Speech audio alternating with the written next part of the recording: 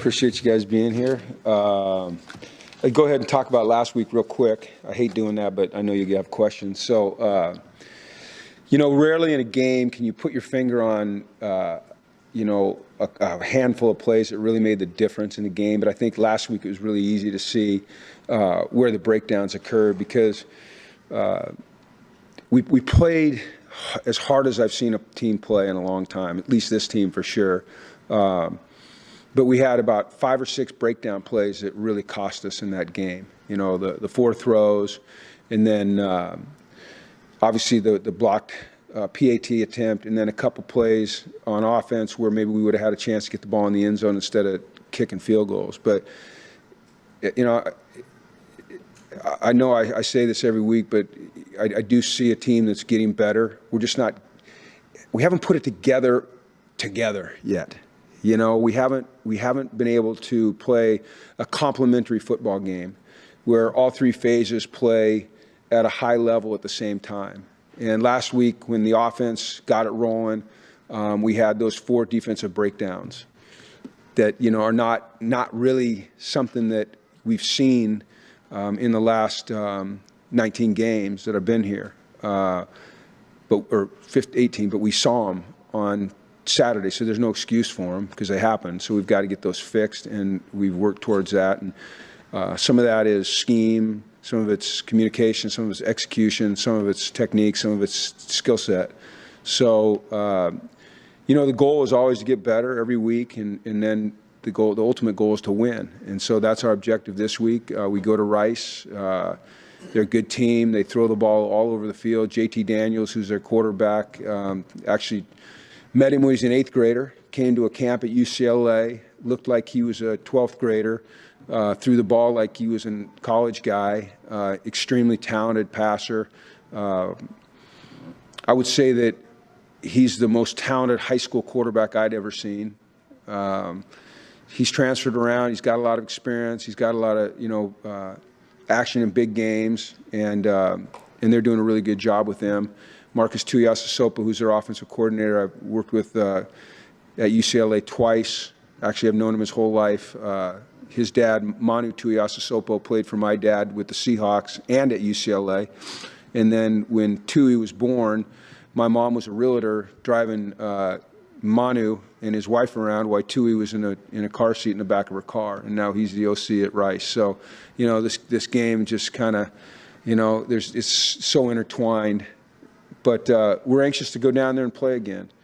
I think that after looking at the film, the players realize how close they are. And now it's just closing that gap to nothing, so there's no gap. And that's our objective. They had, once again, you're always kind of gauging where your team is emotionally by the way they come back from a loss. Hopefully we'll find a way to see how we respond to a win here first. But when you come back from a loss, just where are they emotionally? Where's their commitment level? What's their concentration level?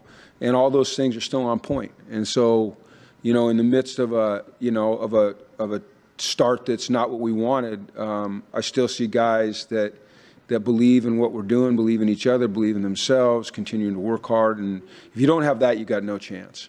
And so we've got that, so that gives us a chance. So another great challenge this week. And, from what I saw today, we'll go out there and we'll play hard again, and hopefully we can put it together in all 3 phases and come out victorious. What did you see in Taekwon that he did better in the last game? Why all of a sudden some production? Okay, well, this is an interesting statistic, and it was kind of mind-boggling to me, actually.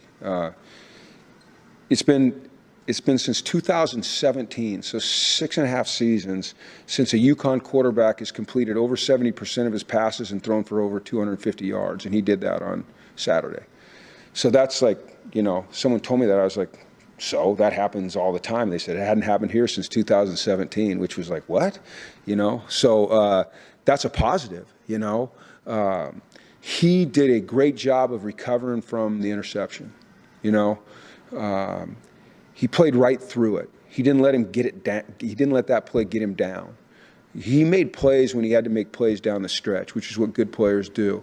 And I think we've said this for the last couple of weeks. He hasn't played a lot, and as he continues to play more and more and get more reps, which are so important for any player, but especially a quarterback, you're going to see his skills start to shine because he can throw the ball. He's got a really good arm. Now he's seeing things better. The game's moving slower for him. And when he had to make a play, he made a play, and that was with his legs and his arm. And then his decision-making was good. So very, very excited about the direction that he's going in. And his comfort level at this level now, because you said previously it's been multiple years since he played. Yeah. Is that allowing Nick to really call the offense the way he wants to call it? It seems like it looks more like we saw it during camp. Yeah, for sure. I think that's completely accurate. As a play caller, you have to play calls that your players feel comfortable executing. And as Taekwon gets more and more experience in this offense, Nick can do more and more things with him. And he can go back into, like you said, the things we were doing in training camp, where you're experimenting, you're learning. And now, he's got that knowledge base from training camp, and now he's got the confidence to apply it going forward. Victor and Cam ran the ball quite well against Utah State. What did you like about the way they worked together, the way they complement each other?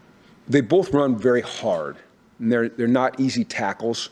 They both fall forward, rather than getting picked up and thrown back.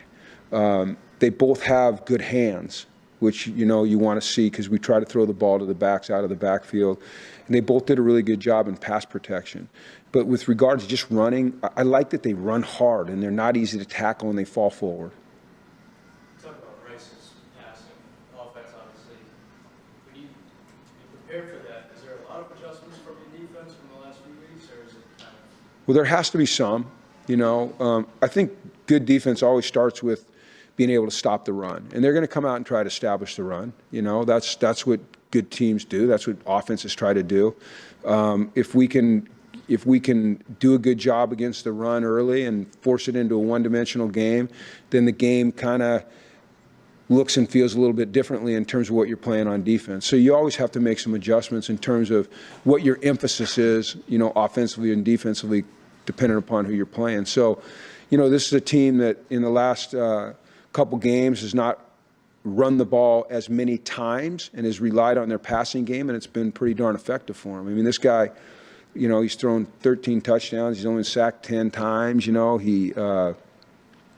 gets the ball out of his hand quickly. He can make every throw. He can make, off-platform throws. He can, make different arm slot throws. He can throw moving to his left, to his right. He's not a scrambler, but he's a guy that can find the throwing lanes. And then I think he's got really good receivers. You think that, you look at Luke McCaffrey, Ed's son, and Christian's brother, he's a very good football player. Connor, their running back, number 0, they use him in the pass game. He's a very good player. As a matter of fact, I told the players, I said, he reminds me, I played against Christian McCaffrey, or coached against him several times when he was at Stanford, and he reminds me of a Christian McCaffrey type of guy. He's a hard runner. He's got great hands. He's versatile. So, you have to make adjustments, and you have to count for people. Is this the worst time to be facing the best passing offense you've gone up against because of the defensive mistakes, or are those so fresh and correctable that maybe this is a good time because you can get your guys? They're correctable. The problem right now in the secondary is also personnel. We have guys that are out.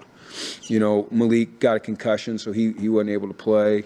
Armani Archer, he didn't play. Hopefully those guys come back. I don't know.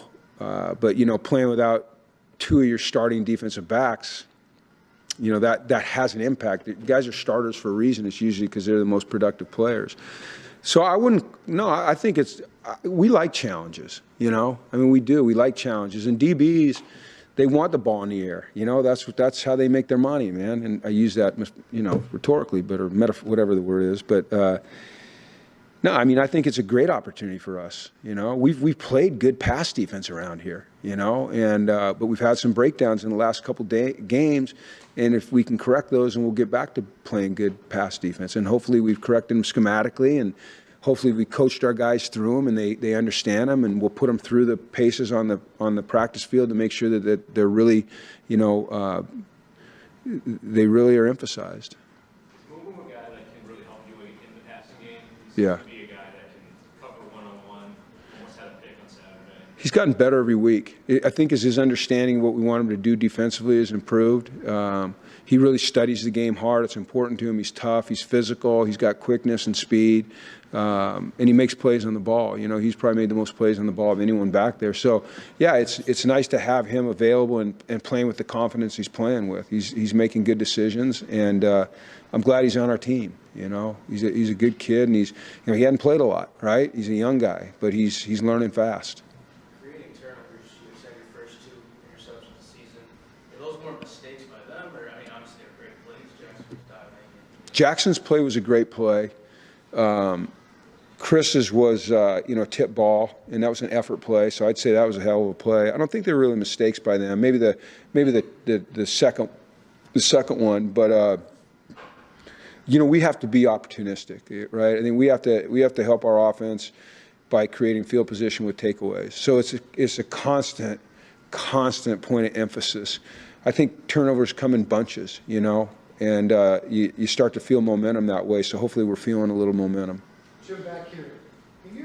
In your entire career, have you ever been in a situation where the line is so fine that every single week the game comes down to 4 or 5 plays? Yes, for 28 years in the National Football League, every single game basically was that.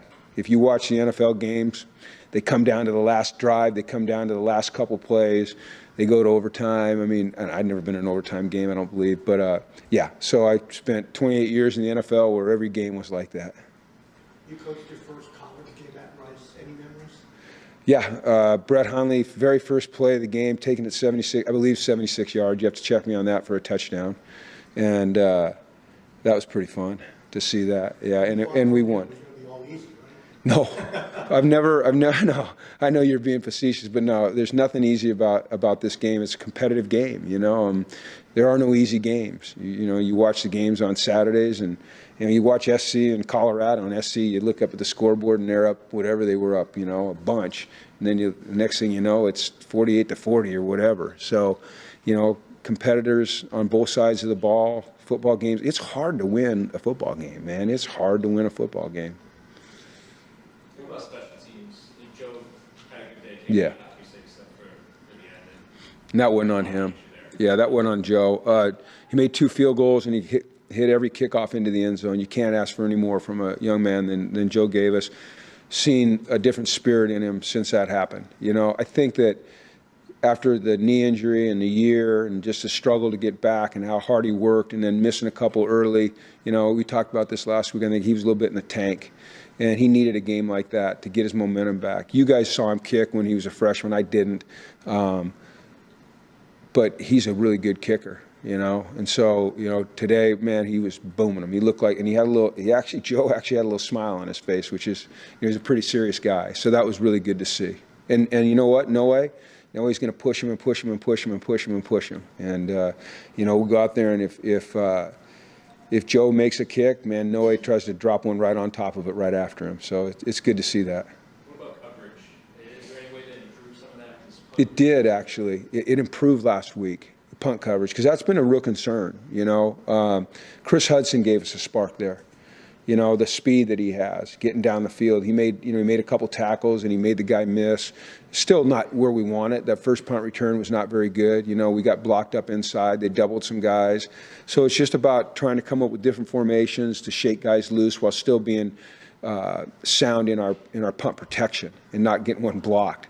But, trying to get more speed on the field is something that's important because, those are big yards. Like, those are hidden yards that have a profound impact on the game. And then the other thing I'd like to see is our kickoff return game needs to be better. We're not doing a good enough job there of getting yards up the field and putting our offense in better field position.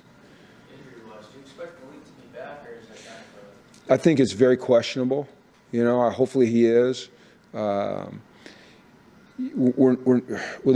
one, there's concussion protocols that are followed, but number two, So it's my personal philosophy, and I know the philosophy of this university, and certainly our doctors and our athletic trainers, that you don't mess with head, neck, and spine injuries. You just don't mess with them. You always err on the side of caution. So if he's cleared to play by our medical staff, then he can play. But they will make that determination, and they will make it with great care and concern for him. And the tight end room, it seems like Nick Harris is kind of moving up the depth chart a little bit, and then just off this. Well, he when Alex went out, he started to play a more prominent role, and he's actually been really kind of the starting tight end, that wide tight end since that second game of the year. But he's just becoming more and more confident doing it. Remember, he was a receiver in high school, went to defensive end, and then we moved him to tight end, and he's doing a good job. And so it's great to see him get in the end zone. It's really good to see him sustaining blocks and moving people out on the line of scrimmage. He's an athletic guy, and I think he's found his niche finally. I was worried about him defensive line. At times he seemed like, I didn't know that he loved it. I see like that love for the game coming back with him at that position, and that's what you want, because he'll be productive that way. Is Alex done for the year? Yes. I thought I told you guys that. I thought I told you after that Georgia State game. Maybe I didn't. He had to have season-ending surgery the Tuesday, a week after that game. And he had some significant damage in there, but it was really successful surgery. Yeah, I thought I told you guys that. I'm sorry. A week ago, you said you saw a team that's ascending. Huh? What can you point to specifically? Because we saw it on the field, obviously, on Saturday. What can you point to, and then can you see that same thing this week coming off of the losses? I think, it sounds cliche, but attitude and effort and better execution, spoiled by really, 5 very visible plays. So you can't take those plays away, right? You can't. And so it's really hard to say, well, we're getting better when something like that happens. But if you just look at the game objectively and you say, okay, play to play to play to play. Are we playing with great effort? Are we playing with great energy? Are we executing better, more consistently? Do we understand what to do? Then the answer is yes. But it's so hidden and tarnished by the obvious plays that everybody sees, and it's the first time I've gotten a call from my dad this week with actually, usually it's just hang in there and keep it up. And this week I got a text right after the game. He goes, it says, hey, I have some thoughts on the game if you want to talk about it. The reason you lost wasn't the blocked field goal. And I didn't want to talk to him right after the game about that. But I did Monday, and he saw it exactly the way it should be seen. It's good to have someone like that can, help you through those times. He's coached a lot of games. So. To sort of follow up on that, you had never been 0-2. What's that? To follow up on that, you had never been 0-2 before Yeah. the season. How are you holding up personally? How do you get through your week? I just focus on the task at hand, minute by minute, day by day, really, honestly. The next one's coming at you, right? So you got to learn from the past one. You got to apply those lessons, and you got to put it behind you. You got to focus on the next one. And when you're the head coach and the leader of the team and the program, people take their cues from you. And if you're going to walk around with a hangdog look on your face and woe is me, then everyone else is, And quite frankly, this isn't about me at all. My job is to help these young men prepare for the next game, prepare for, adversity they're going to face in life, learn lessons. It's always about teaching, So I'm fine, I got a great wife that I get to go home to every night, who's very encouraging and upbeat, and she keeps me on point. She asks a lot of good questions too. So I just keep the focus on what's really important here, and that's our players and staff. That's our players and staff.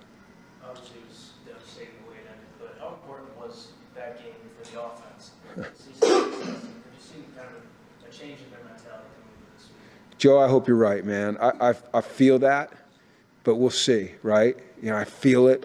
I believe it. I want them to go out and show it.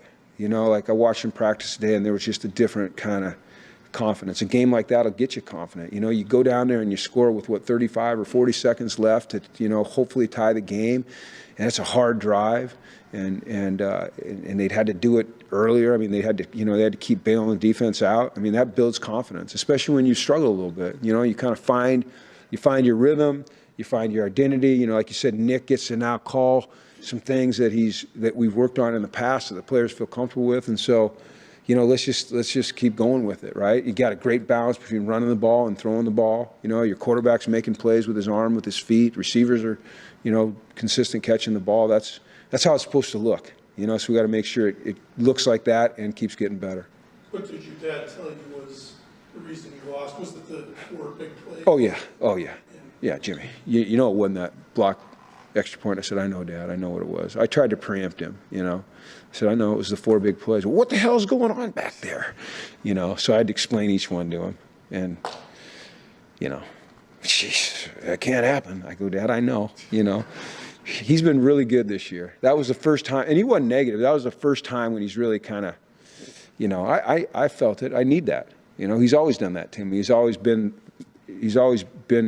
really good at constructive criticism, and he's always been very supportive. He's obviously been very successful. He's won 185 games in his coaching career. He's been 3-time coach of the year. He's done a lot of things. He's played a lot of games, seen a lot of good, a lot of bad, been through some tough times. So anytime you have a guy like that in your life that can give you advice, it's great. I'll tell you the other thing that's fun is, I haven't told the players this, but first text I got after the game, very first text I got when I walked into the locker room was from Charles Barkley. I know Charles a little, not a lot. 3 or 4 times a season he texts and says, tells me what he sees. And this is a guy that's a great competitor, and he's a great athletic mind, right? He knows sports, he knows players. And he said, your team is really fighting and playing hard. Keep it going and it'll turn. And so when you hear from someone that has credibility like that, it kind of reinforces how you feel internally. You've had a couple of departures. Have you seen the team coming closer together, especially as you're going through adversity on the field as well? Yeah. And how big a game is Saturday in terms of which way the rest of the year is going to go? Do you look at it like that? Or? To answer your first question, yeah, I've seen us come together. Everyone's in. Everyone made a commitment. Everyone reinforced that commitment. And, the guys that left, they had their reasons for leaving, and they're gone. And, they don't necessarily matter to us as a team. They matter as individuals, but they don't matter as a team anymore, to the team anymore. But, yeah, we've closed ranks. That's what you have to do. And number 2, I don't really subscribe to the next game's the most important. It's the most important because it's the next game. And then the next game after that will be the most important. So, we just want to go out and just play as well as we can and just find a way to get a win, But there are more games to play after that. So regardless of what happens, you have to be able to get refocused. That's what a season's all about. All right. Thanks, everybody.